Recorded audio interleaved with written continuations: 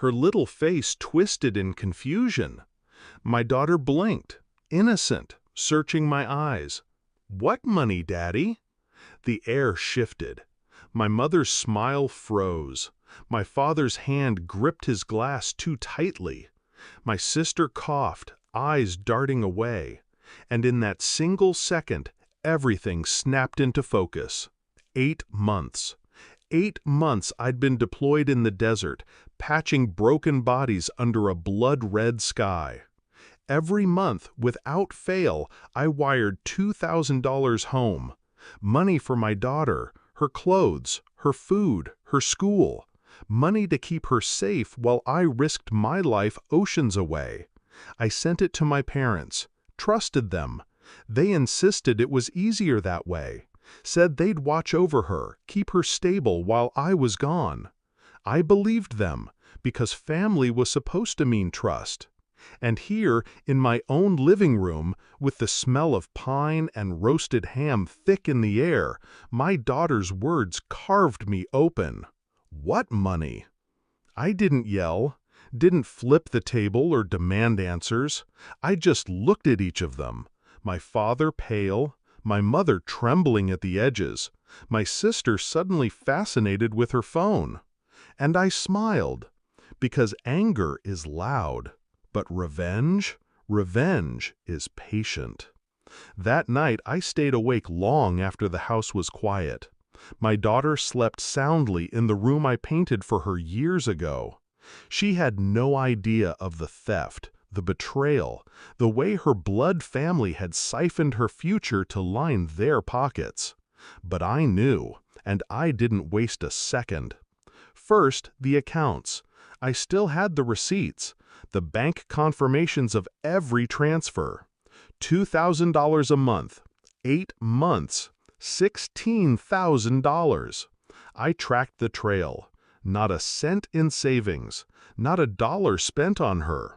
Instead, charges for jewelry, hotel suites, business investments that traced directly to my sister's name, my father's gambling markers, my mother's spa treatments. They thought distance meant blindness.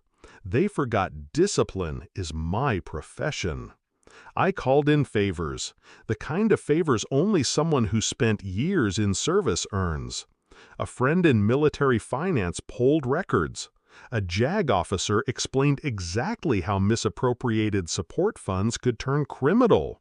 A buddy from deployment, now working in private security, helped me document everything. No rage, just precision. Piece by piece, I built the case. Then came Christmas morning. The tree twinkled, wrapping paper littered the floor. My parents were too cheery, too rehearsed. My sister laughed too loud, trying to fill the air. And then, a knock at the door. 3 uniformed men stood outside. 1 federal agent, 2 local officers.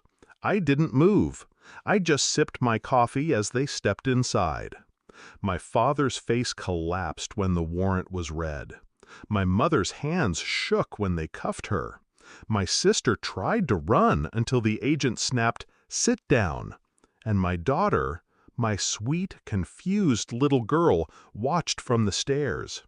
I looked at her, calm, steady. "It's okay, sweetheart. Daddy's here now." The agents laid out the evidence in folders thick as Bibles. Wire fraud, misuse of federal funds, child neglect. Every receipt, every dollar, every lie. My parents stammered. My sister sobbed. But the truth was unshakable. And the irony? I didn't even have to press charges. The government did it for me. Because that money wasn't just mine. It was military pay allocated for my dependent. Stealing it wasn't just betrayal. It was a crime. The house went silent after they were taken. Just me and my daughter, sitting by the tree. She leaned against me, whispering, "I don't understand." I kissed her forehead. "You don't need to. All you need to know is you'll never go without again." Weeks later, the dust settled. My parents' accounts were frozen. My sister's assets seized. Their house, their cars, their false stability gone.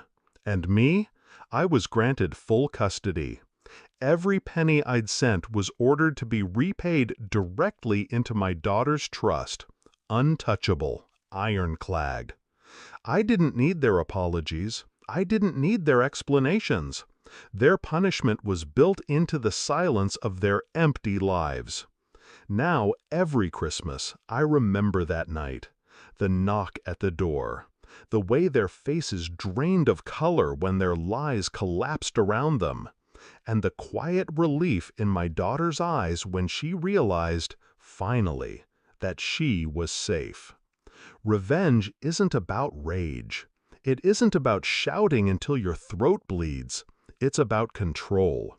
About making sure those who tried to break you choke on the weight of their own deceit. My family thought distance made me weak, but all it did was give me time. Time to plan. Time to strike. And when the door knocked, it wasn't just the law that came for them. It was me.